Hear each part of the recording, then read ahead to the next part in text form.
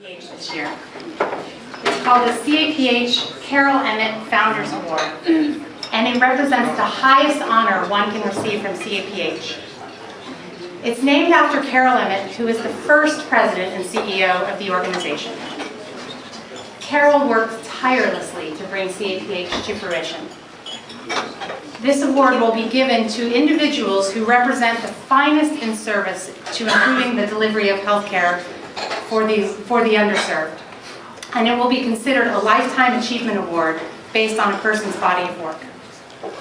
As the namesake of the award and the first recipient, Carol embodies all that we strive for in our work. And I believe it is no accident that our organizational principles can be traced back to her leadership style. Everyone at CAPH demonstrates three basic qualities, which we screen for intentionally in our interviews, and which are exemplified in our board members as well. The first is passion for the mission. People who work for and are involved with CAPH are driven by their commitment to social justice and know that no matter how hard the work gets, and it gets hard, it's in the service of improving other people's lives. The second quality is a commitment to teamwork. People who work for and are involved at CAPH know that nothing is accomplished alone, and that we are stronger, smarter, more effective, and all around better because we work together. And third, the drive for high performance. My favorite aspect of CAPH is its commitment to excellence. As I like to say, we bring our A game every day on behalf of our members, and most importantly on behalf of the patients who are served by our members. And we thrive on the challenge of learning from our mistakes and doing even better. Unfortunately, due to health issues, Carol is unable to be here in person. We're recording this event for her, and I will be, per her request, personally delivering the award to her so that I can thank her directly for beginning the legacy of strong female leadership at CAPH. CAPH has had just 5 presidents and CEOs in its 30 years. Carol Emmott, Mary Pittman, Denny Martin, Melissa Stafford Jones, and now me. And though Carol cannot be here tonight, we do have some people here who are going to speak about her incredible legacy. First, I'd like to call to the podium Santiago Munoz.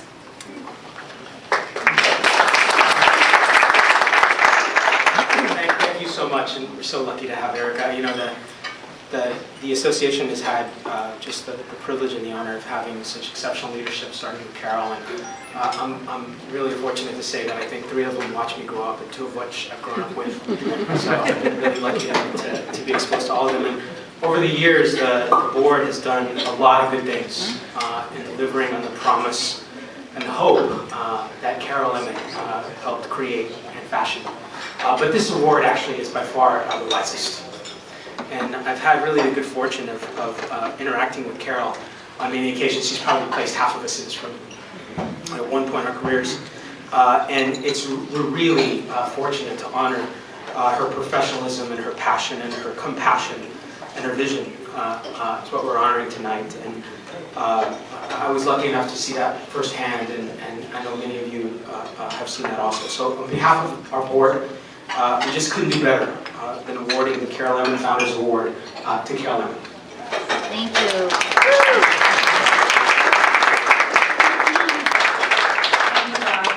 Next, I'd like to call to the podium Mark Finucane, who has led Contra Costa Health Services and the Los Angeles Department of Health Services, and who, over the years, no matter where he is or what he's doing, finds a way to be a friend to CAPH.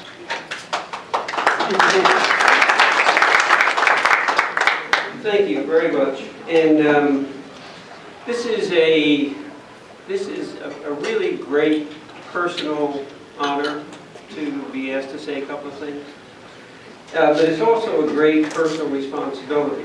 Most of you are working with and appreciate a CAPH that is much more sophisticated, potent, and easily accepted in virtually any policy room that you walk into. It was not the case in the beginning. And we were a pretty rough crowd. You see evidence of it still. But Carol, who was not only policy sophisticated, first of all, she was inexhaustible. I've never, everybody talks about hard work. Nobody worked the way Carol Emmott worked. And then to add all that, she would show up the next morning in these meetings we would have. And at the time, she and I were deputy directors at San Francisco Health Department. And we would be pulling these all-night budget things. And she'd show up, and Christ almighty, like she stepped out of iMagnet. And the rest of us would just say, you know, we give up. But she was, through her work, her commitment to the mission, her appreciation of the people around her, she really gave an early impact to CAPH that it would not have had otherwise. And I'm not so sure that it would have lasted without her leadership. No Carol Emmott, no CAPH, no 1732, which was her brainchild. I mean, there's a variety of things we can go on and on about Carol. I don't want to bore you with all of them, although there is one story I need to tell about you. Deputy health directors in San Francisco together. We recruited her away from Beverly Myers, who was the state health director. We were sitting around in this conference room in the director's office, and we were planning for the transfer of the medically indigent adults. And you know, all these tsunami of patients were going to hit us. And Carol, who still had a bit of the federal policy sheen on her and was heavy on acronyms, was talking to us about, well, we got to do this, we got to do this. And one of the other deputy directors, Florence Stroud, leans forward and says, well, I'll tell you, if this happens this way, we're SOL. And Silverman, who was the health director, said, okay, that's the end of the meeting. We got to, you know, you're right, let's get the. So we're walking out, and Carol says, what does SOL mean? I said, I'll tell you in the hall. But an enormous person who has been impossible to replace, and every time there's been a replacement, though, I said to Carol a couple of years ago, I said, Carol, there is never been a male who's head of CAPH. And she said, you don't get it. There will never be a male. Carol, that's just a bit of it. Talk to you soon.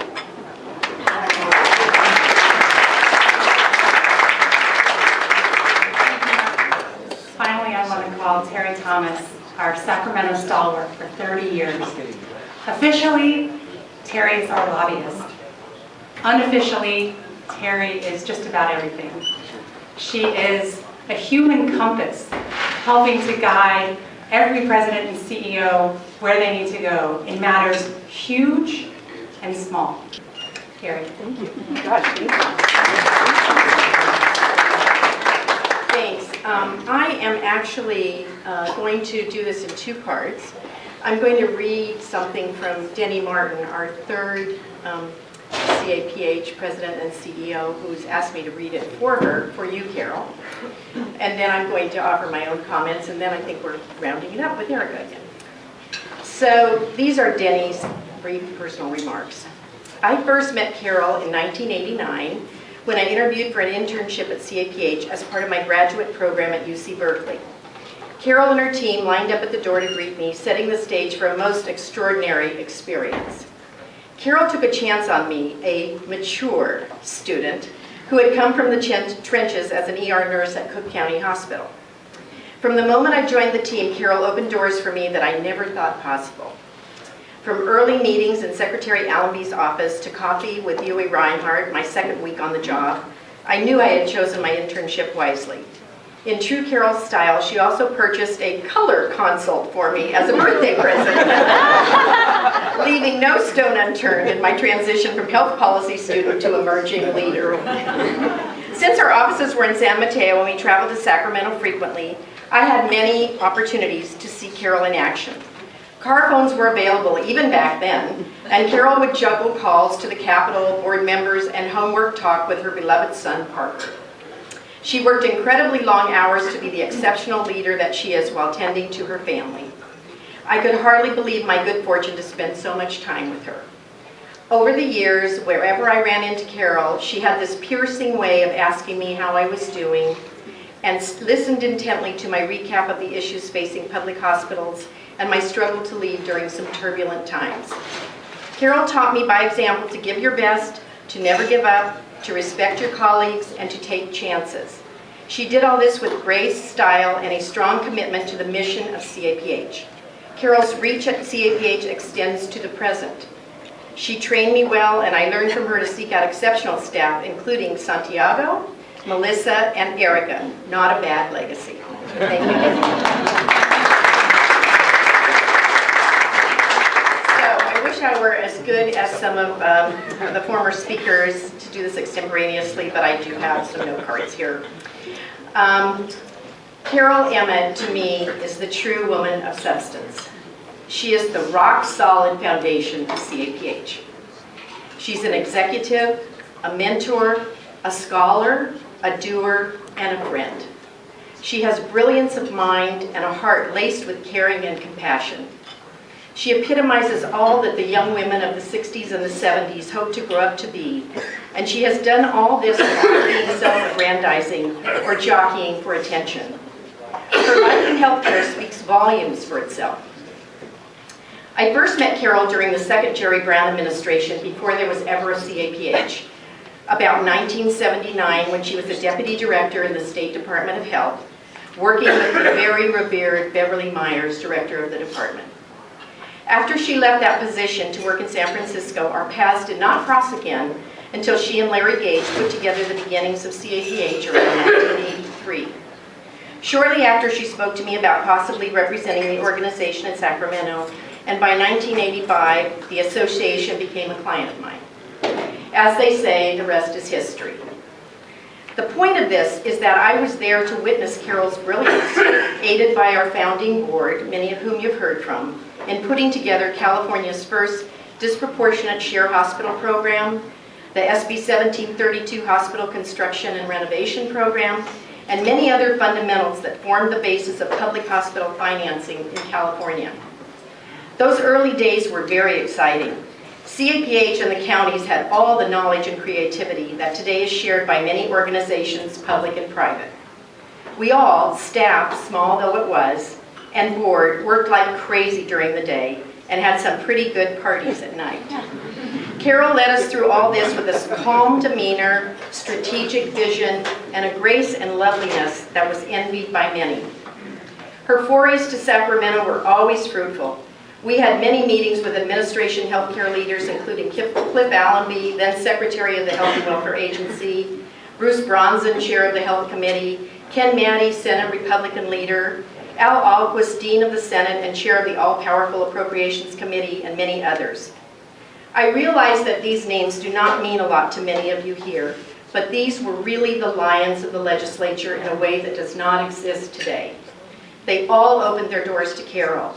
And yes, Republican Governor George Deukmejian was even persuaded to allow 1732 to become law without signature.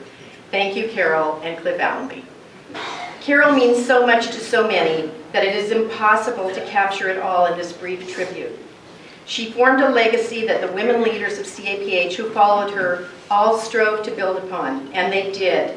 Mary, Denny, Melissa, and now Erica. But Carol was the early bricks and mortar which led to the significant and influential association that CAPH is today. This Founders Award is so important and so well deserved. I'm honored to be a part of the Carol Emmott CAPH Memory Bank. Thank you, Carol, from myself and all who benefited from your vision.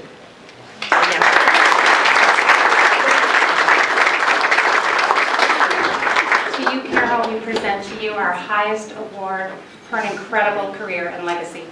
As I raise this, can you please raise your glasses in tribute to Carol Emmott? Yay!